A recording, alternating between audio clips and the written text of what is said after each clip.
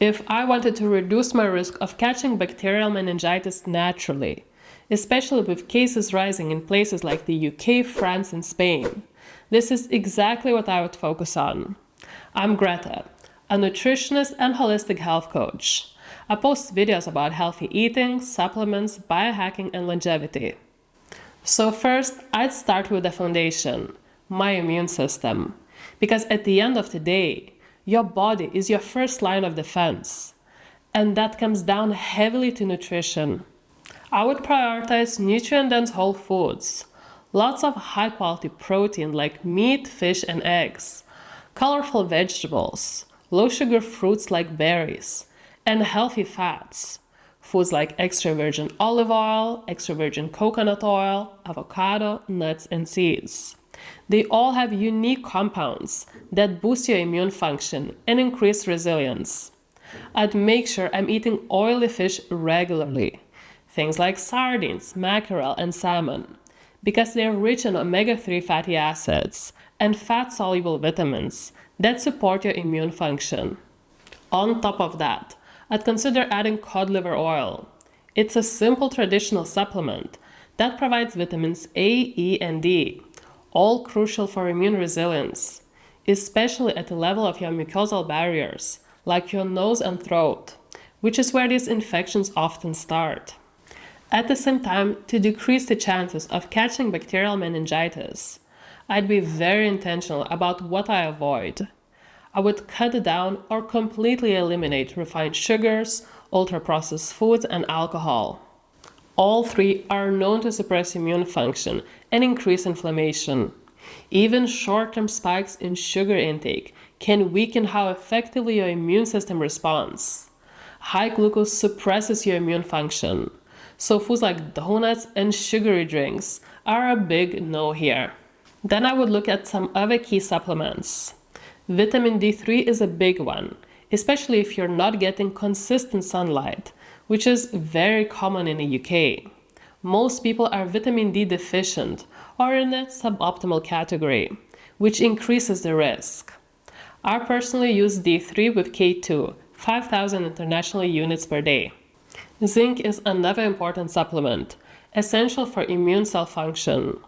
And something like acerola cherry extract, a natural way to boost vitamin C intake, which supports immune defense.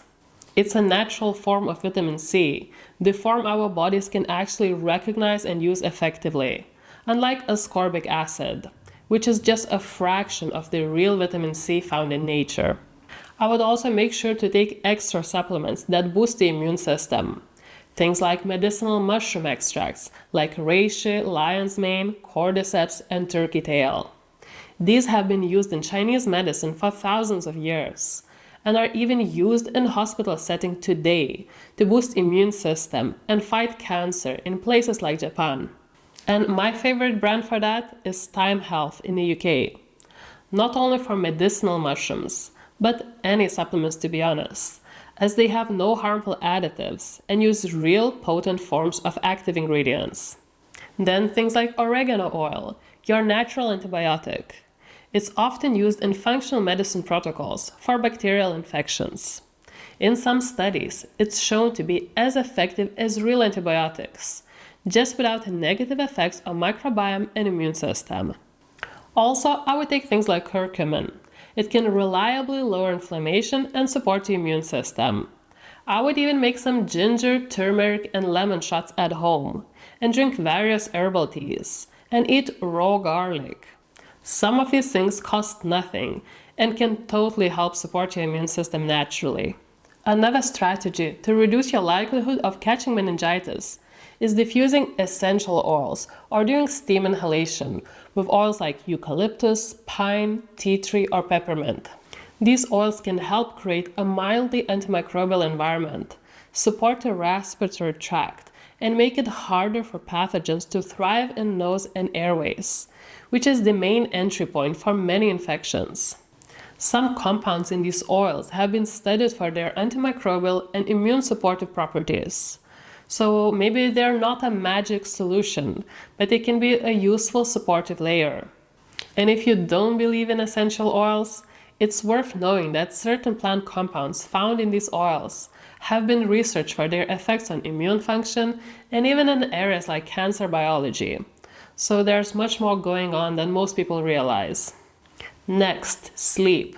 This is a non-negotiable. I'd aim for 8 to 9 hours of high-quality sleep every night. Lack of sleep is one of the fastest ways to weaken your immune system, as well as poor diet and chronic stress. Speaking of stress, I would actively work on lowering it. Chronic stress raises cortisol, which directly suppresses immune function. So I would build daily habits to regulate my nervous system, whether that's walking in nature, walking in the forest, or forest bathing, which is shown to boost the immune system, increase your natural killer cells, as well as doing breathing exercises or just taking time to slow down or meditate. Some helpful biohacking devices for that include NeuroSim for regulating the nervous system and Muses Athena, a neurofeedback headband I use for meditation. But simple walks and meditation are totally helpful as well. Another thing to add here, if you're using any health tracker, like for example I use Luna Ring Gen 2, you can actually monitor your HRV, heart rate variability, resting heart rate, oxygen saturation, and skin temperature to spot any sickness early. With meningitis, it escalates quickly, so the earlier you spot things, the sooner you can get help. And I would really make an effort to go outside every single day. Sunlight exposure helps regulate circadian rhythms, supports vitamin D production, and has a powerful effect on overall immune health. Whenever I'm sick, I spend extra time in the sun. Sunlight therapy was actually part of treatments in hospitals, as it can speed up recovery. Red light therapy is another great option when sunshine is not available. Another very important thing to mention here, I would be mindful of exposure. That means avoiding crowded indoor spaces whenever possible, especially known outbreak spots, and being cautious in poorly ventilated environments. Think nightclubs, pubs, festivals, airports. Avoid contact with people who are actively coughing, sneezing, or are feeling unwell. Also, at such a critical time, don't be that person yourself. If you feel unwell and suspect meningitis or any other sickness, don't go to work or school. Be sure to avoid spreading it. Also, whenever meeting friends or family, make sure to ventilate your house. Keeping open windows, make sure you're breathing clean air. To reduce the chances of catching meningitis, another simple tool I would consider is a nasal spray. Ideally something with saline and xylitol, since many pathogens first colonize in nasal passages. Keeping that area clean, moist, and supported can be a helpful extra layer of defense. A saline nasal spray with xylitol helps prevent sickness by moisturizing and flushing out viruses and bacteria from the nasal passages, while also making it harder for them to stick and multiply. I now have a habit of using a nasal spray before going shopping or any other place where I will be exposed to more people.